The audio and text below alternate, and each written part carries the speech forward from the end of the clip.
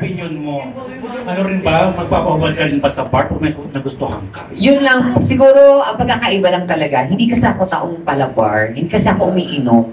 So hindi ako mag-i-enjoy pag naandun ako. Mas okay ako sa out of town, mga ganyan, mas bakasyon, gano'n. Siguro, that's nature, kasi si Aura nga bagets, so mas marami siyang kaibigan ng mga bagets. So talagang medyo yun talaga ang nagiging kasama niya. Eh, ang mga batang ngayon, alam naman natin, mahilig sa dinik, malayo.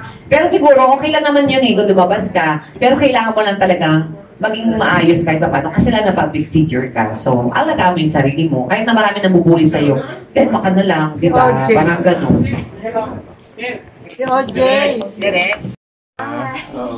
Kumusta? Kasi parang ngayon lang ulit kita nakikita. Parang naglaylo ka sa TV and anong pinagkabalaan mo lately? Hindi naman, di ba kayo natapos yung singgaling namin sa TV5. Tapos ngayon, may mga guessing ako sa... Nag-tiktok lang ako actually. So, yun ang medyo ginagawa ko sa GMA.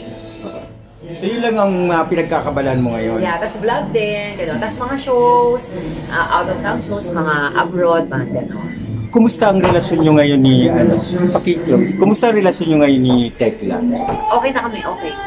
Okay na okay kami, kumbaga parang, sabi ko ngayon mga dati, wala naman na yun. Yung biro-biro mo na palagi kayo nag-aaway, totoo ba yun o biro lang? Hindi nyo, nag-aaway kami isang beses talaga na malay. Nanahimik talaga kami.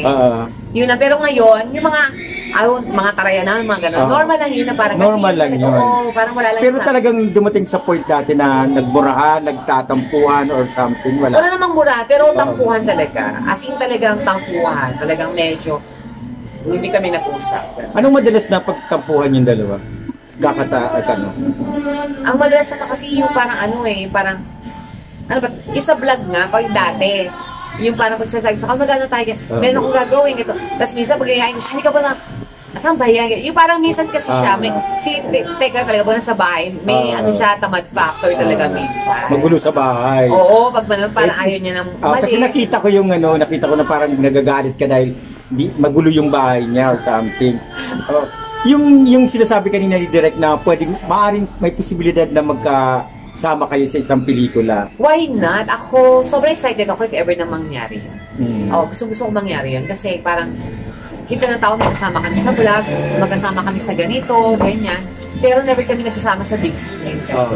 So parang, sige, let's try. Parang alam mo yun, bakit hindi? Nung panahong bagsak si Tekla, hanggang saan mo siya sinuportahan?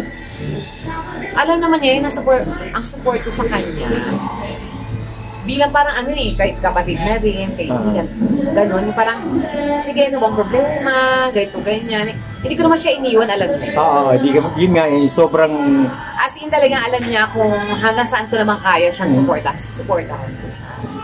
Nung maraming nagtatanong sa fans ni Mahal at ni Migs nung mga panahon kasi nagkakasama kayo. Ano yung huling naalala mo kay Mahal bago siya nawala? Kasi kaka second death anniversary niya. May naalala ka pa ba sa kanya? Mabait talaga yun. Tsaka makulit. Oo. Tapos ano pa yung mga moments na hindi mo makakalimutan sa kanilang dalawa ni Migs?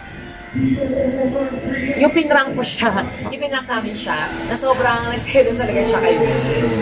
Oo, yun, yung parang, kasi gano'n niya ka-love si Migs, yung samahan nila, gano'n. So parang, never niya siguro nakita si Migs na naglalandi sa ganito, ganyan.